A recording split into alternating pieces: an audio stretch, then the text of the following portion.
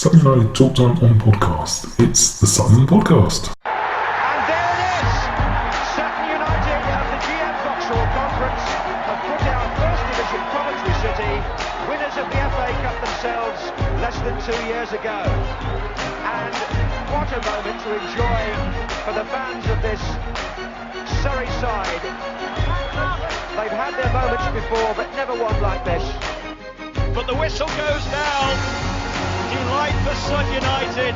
Sutton United, the National League, are through to the last 16 of the FA Cup. No longer English football's perennial non-league club. A 123-year crescendo reaches a new peak for Sutton United, who are promoted to the Football League for the first time. Hello everyone, good morning and welcome to Sutton United Talk Time on podcast, the midweek treat. I've managed to upload the previous intro, not the new one that I was asking for feedback on. So listen to last time and still give me feedback on the intro. So that's amazing, good start. Joining me this morning, I've got John Waldron, who is a Colchester United fan and journalist, I believe. John, good morning, how are you? Good morning. Yeah, season's greetings to you. And yeah, that's right. Covering Colchester United for the last sort of 15 years or so now for the Colchester Gazette in Essex. So are you a journalist fan or fan journalist? Certainly journalist first. That's Yeah. my profession.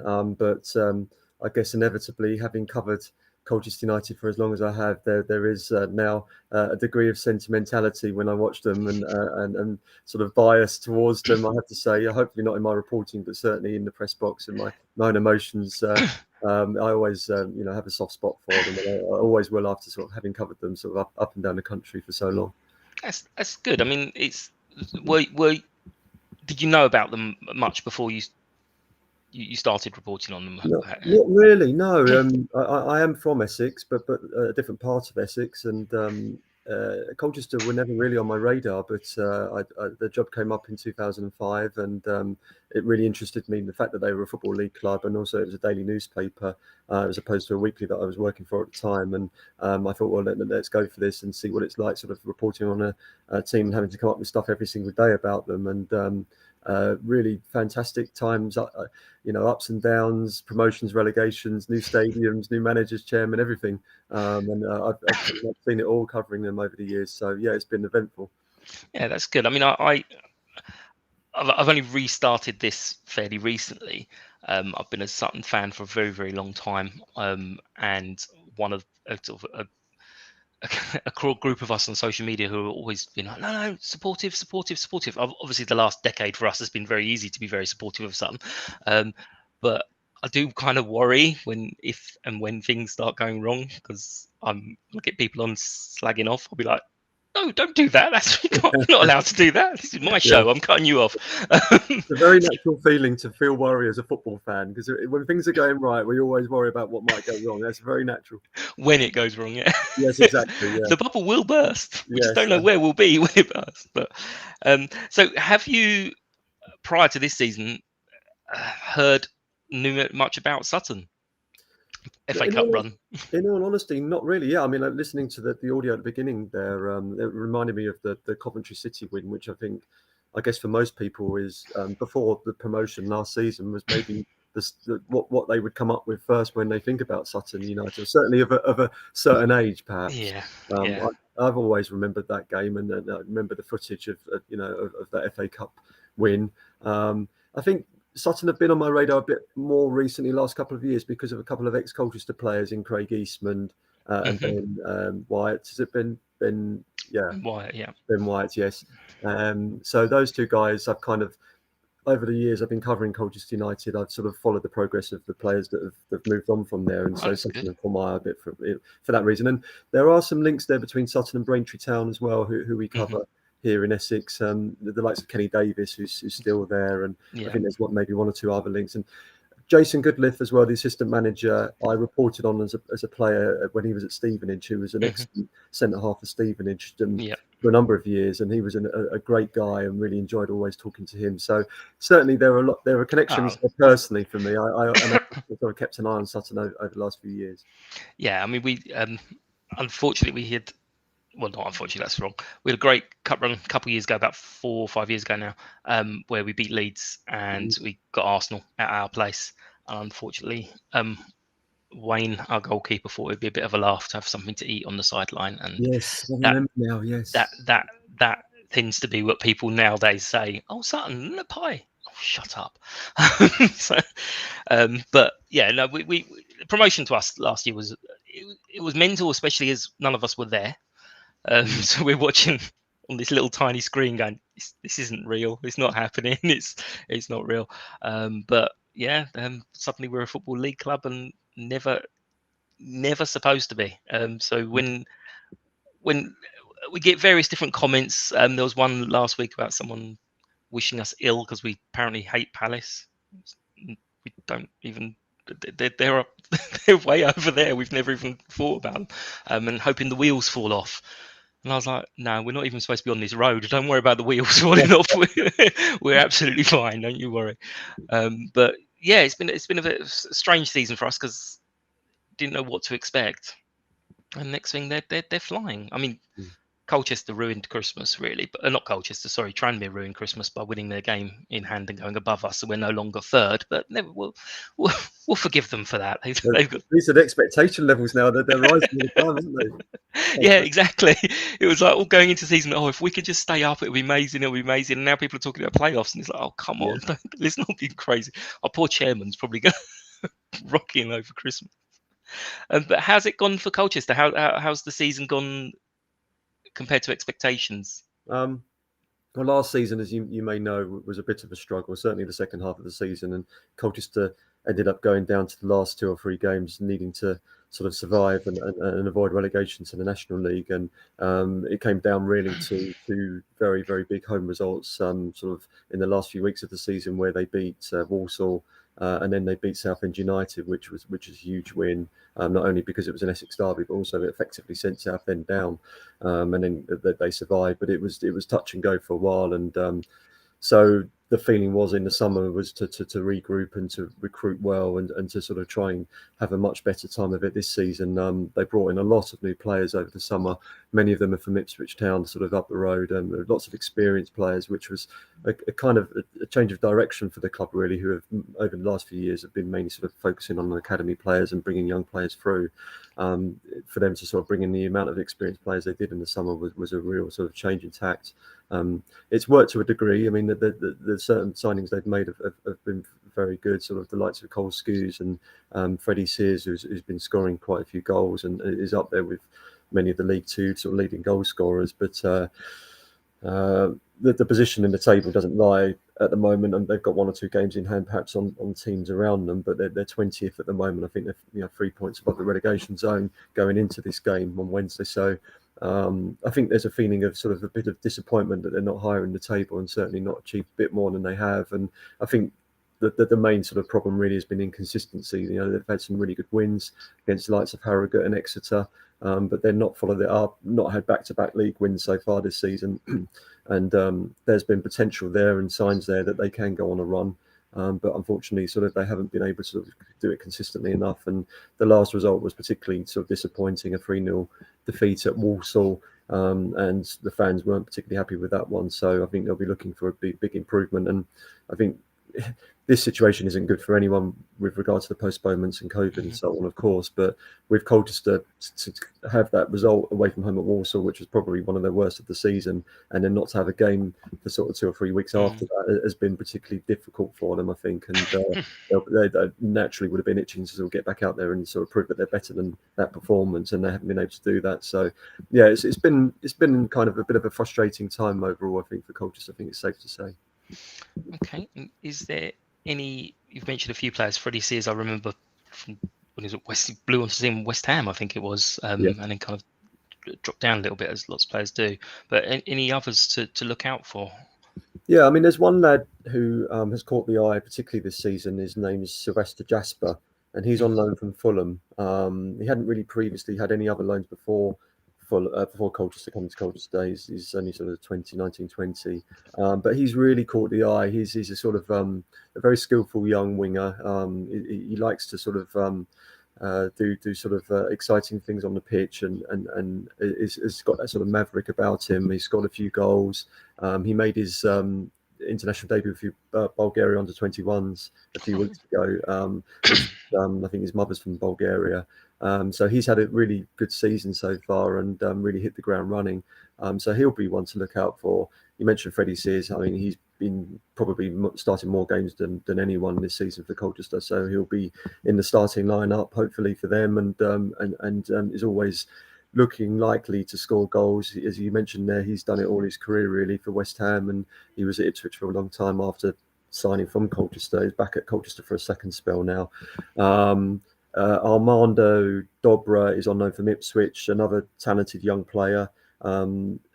Has caught the eye a bit. He plays naturally sort of in the central, maybe some number 10 role, but has been playing out wide a little bit more lately. He's always one to make things happen as well. So Colchester have got some good young flair players. They've also got strong midfield as well. Cole Skews has played sort of 600 league games in his career, vast experience, 35-year-old. Bristol City, Ipswich, and now at Colchester, and has been excellent this season actually, and has been a regular starter, which is probably one of the fittest players in the squad at 35 years old. And Brendan Weiradu as well, is alongside him in midfield, very talented young player, came from Charlton Athletic last season, and it looks like he could go higher in the game. I think he's only sort of 21, and he's got potential to really play at a very high level. Noah Chilvers as well, who was Player of the Year for Colchester last season, is a very talented young player, 20 years old, I think. So there's some good players in there. I think it's disappointing that perhaps they haven't achieved more than they have so far this season, but as I mentioned earlier, they do have the potential to beat any team in this division. They've shown that. So it would be unwise to underestimate them, I think, despite the sort of league position. Yeah, something will click at some point and start battering. How's I forget his name, the young guy who got sent off against us for that handball? Junior Chamadou. Yeah. I feel that I think it was a bit harsh, I'll be honest. I know to the letter it was spot on, but I felt at the time it was could have just given the yellow. Sorry, my apologies. It was Samson Tavide. Samson, sorry, I've just looked it up. Junior got sent off against Exeter. They were quite near to each other. Yeah, Samson Tavide. Yeah, he was very unlucky because that was his first league. That was his first league start for Colchester. I think he was. He's a very, very young player. I think he's only sort of 16, 17, very raw, but has been on the bench mostly for Colchester, has come through their academy. I know they like him a lot. He offers something a bit different perhaps to other forwards, and he's got a lot of physical presence. And it was an unfortunate incident, that one, really. I think you felt for him. I think the referee made the right decision in sending him off, because the letter of the law was that stop the ball from going in with his hand. So had it been one of the experienced players, I would a red card all day, but with it being a youngster, I was like, oh no, can't do that. As a football fan, whoever you support, I think you do have sympathy for players in that instance, don't you? Because you could just as easily be one of your own players. I mean, we had it. Newport, Craig actually got sent off, and lots of anger, because it was one of those that you're like, oh, and I was like, you know what, if that was given against us, so their player got sent off, we'd all be like, yeah, absolute red, but and they'd be saying, no, it wasn't. So it's those funny ones. But it was only because, as you say, he's a youngster, that made me feel a little bit sorry for him. The thing is, I think, although at the time it was damaging for Colchester and for Samson, I know it's a cliche, but I do think he'll learn from that experience that he went through there, the disappointment of sort of having that happen to him, and I won't say letting his team down, because he didn't, but certainly affecting the team performance by what happened. He would have felt he let the team down. So, yes, exactly. And he was devastated afterwards. So in the long term, I think it will do him a lot of good. But unfortunately, for Colchester on the night, it wasn't great. Absolutely. I mean, I used to run a Sunday League club, and we had friendlies against teams that we battered, and then went into the league and got absolutely stuffed. So then from that moment on, I always played friendlies against teams from like 4 or 5 divisions against higher than us, and we used to get battered by them. But then as soon as the league started, straight away, so it was like, it's what you're learning. So it's the short-term pain, long-term gain. So hopefully he will learn. Yeah, and I think with young players, you're always going to have mistakes, whether it's a handball, like that, or an error leading to a goal in another way. And I think Colchester are very aware of that over the years with the young players they brought through. That probably one of the reasons why they found themselves in League Two for so long is that because a lot of the players they do have up until this season at least have been very young and are liable to make mistakes more often and be more inconsistent. That's just the nature of the beast, isn't it? Yeah, absolutely. So we're not going to get away with no prediction. But you were mentioning that you're confident-ish that the game's going to go ahead. As much as we can be in these times. Yeah. Yeah, I mean, having spoken to Hayden Mullins, the Colchester manager, on Christmas Eve, he said that they've had a few back from when they had postponements over the last few games. So there are certain players back now that did have COVID and are back training again. And I think Hayden also mentioned the fact that it's now only a 7-day isolation period as opposed to 10, which actually for football clubs in this situation does make a difference. That extra 3 days that they can come back and train and be ready for a game potentially. It's difficult to tell, isn't it? I mean, everyone's in the same situation with this. All it takes is one person to have COVID, come into the training ground and play, and unbeknowingly pass it on to someone, and you can have all of the protocols in place which Colchester have at the training ground, and something can slip through the net, which just they have no control over, especially this time of year. Absolutely. No, I've had it myself with our in-laws. They're actually being very, very careful, and a sister popped round who'd taken a test beforehand and everything was fine, and then 2 days later suddenly got pinged and took a test and wasn't fine, and it's like, oh, for God's sake. So it's really, really, really difficult to see. But what are your feelings on the game itself? Depending on if it goes ahead, who's fit? Exactly, it's all a bit up in the air, isn't it? But I mean, judging by the game that took place at the JobServe Community Stadium earlier in the season, I was very impressed by Sutton. And you were right to mention that the Samson Davido red card, but I did feel Sutton played very well that night. I was very impressed by what they did, and they're in the position they're in the table for a reason. There's been some very good performances there, so it's going to be a very difficult game for Colchester. I don't think there's any doubt about that. You're right to say. I mean, it really does depend on the lineups for both teams. If both teams are able to get the game on but are missing players, then which is potentially what might happen, then that could actually affect what happens on the day. Obviously, as I mentioned, I mean, Colchester do have the potential to beat anyone in this division when they're on their game, and we do see some unusual, unpredictable results at this time of year. That perhaps earlier in the season we would say maybe this would be a home win. Pretty certain in some respects, but in other respects, Colchester are an unpredictable team this season, and with the situation as it is, it would be difficult to say. So, if you're asking me for prediction, I would say this is my kind of positive, optimistic hat on for Colchester. I would say I'll go for a 1-1 draw. But that's kind of dependent on Colchester playing as well as they can do, I think, because I think they'll need to play to their potential in order to get something. Yeah, I mean, we're finding that there's a lot of momentum that's taken us through, because we've got basically the core of the side that was with us last year and helped us win the title.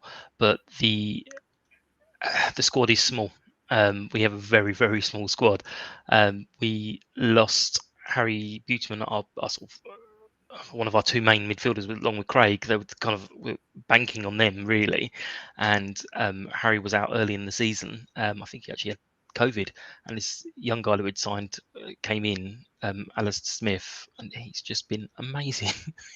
So I think the intention for him was to be coming in every now and then and getting the experience, but he's just been absolutely brilliant, and so much so that when Harry came back, he was kept out of the side. Which was driving Matt nuts, going, oh my God, I've got probably one of my best midfielders. I can't get him in the team. And then when he did get back in the team, unfortunately, he'd done his collarbone in a match against Swindon. So we were struggling a little bit with injuries. We were kind of having Rob Milsom, who's been playing at left back, was playing in midfield. We've had John Barden, who's playing at right back in midfield. Because we seem to be over that now, and sort of coming back a little bit stronger.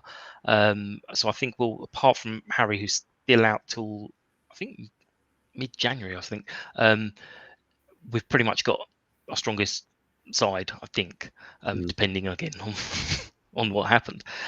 But I don't like doing predictions, but people love hearing predictions. So I've come up with a wonderful, I want to say foolproof plan, but it's not worked yet.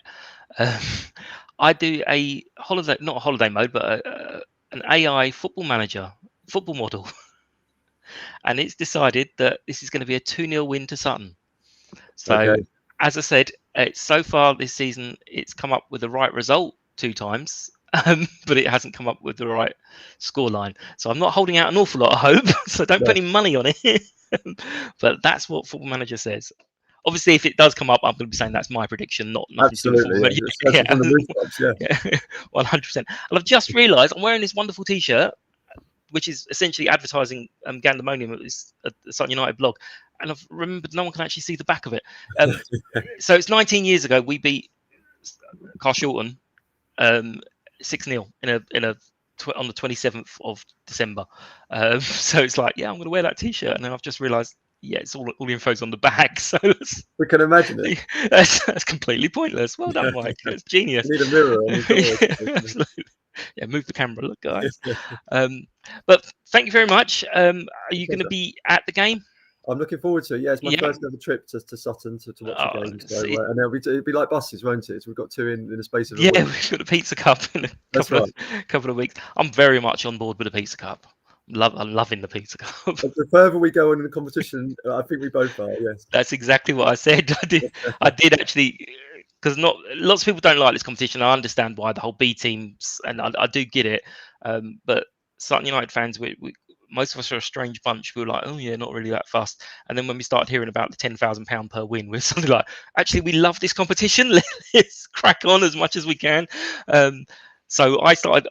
I didn't go to Portsmouth, but I went to the Wimbledon game, which was partly because it was Wimbledon as well. Yes. Then Stevenage, because obviously I jumped on board my bandwagon at that point. And I did say, I actually wrote a little thing for the Gandemonium. I did say, look, you watch. As soon as we start getting further into this, people are going to start going, I've always loved it. I was the one banging the drum. But we'll see. I mean, it's a funny competition with the under-21s, but it's not. I think there's only going to be one of them left now, Arsenal or Chelsea. But no, I might drag you on again if you don't mind. We'll do that in a couple of weeks. No, it'd be a pleasure, and it's good for Colchester because this competition hasn't been very kind to them over the years. I mean, they've generally gone out in the group stages, and even before that in the first round. So to get this far in the competition has been quite exciting for Colchester United, and of course, there is a Wembley trip at the end of it if you can get that far, which would be amazing for a club like Colchester. They haven't been there for so long. Yeah, that's what we're kind of saying. Going, hang on a minute, was it 3-4 games now that you're like, could be Wembley? Could be at Wembley. Possible. We'll see, because we missed out. A couple of years ago, we got to the playoffs, and we didn't ever think we were going to win at that point, but we were kind of quite hopeful that we would get through the semi-final stage and then a trip to the Wembley, and I think that's pretty much all we were hoping for. And we got beaten by Boreham Wood, which was, for God's sake, that's depressing. To go out is one thing, but anyway, love Boreham Wood. Sorry. Thank you very much. Hopefully the game is on. We can all stand in the cold and wet, miserable weather. That's what we love. I miss it so much. Enjoy the football. Exactly. Yeah. It's like you sit there sometimes. You do think, do I want to bother? And then at first, when you get to watch it on the live stream, it was like, this is quite good. All those games I don't fancy going to. And as soon as they say you can't go to games, you're like, no, I want to be there. I want my toes to freeze. I want hypothermia. Yeah. And scalding hot tea. But yeah, thank you very much. And hopefully it's a good game either way. And definitely hopefully it's on, first of all. Yes. But we will see you soon. Take care. Pleasure. Thanks. Thank you. Cheers. Bye. Thank you.